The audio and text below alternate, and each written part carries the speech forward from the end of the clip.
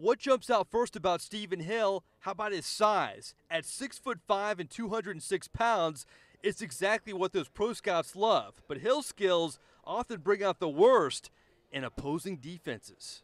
Sometimes I can see fear.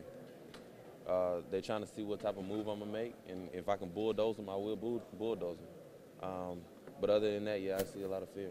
Hill, quite the thrill coming out of Georgia Tech's huddle the past 3 seasons. He led the Yellow Jackets in receiving as a sophomore, and then his junior season led all FBS players by averaging over 29 yards per catch. The decision to leave early wasn't a tough one. Me and my father, we actually talked about it maybe 2-3 days, and once it was time for me to make that decision, I was just going to keep it 100%. So in this draft process, Stephen Hill has showed the pro scouts a lot. His size, his speed, and like a true wide receiver, how about his confidence? Yet he didn't shy away from comparisons, comparing himself to the best wide receiver in Georgia Tech history, who also happens to be the best receiver right now in the NFL.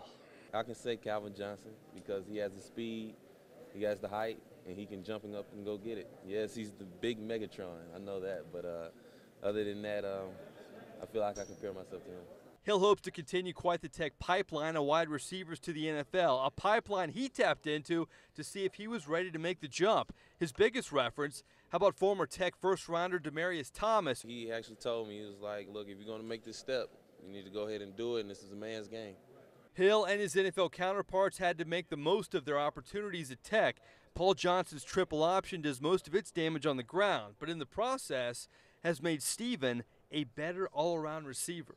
It helped me a lot, and it helped me a lot on the film for the coaches to see that I can block, because they are looking for receivers that can block also.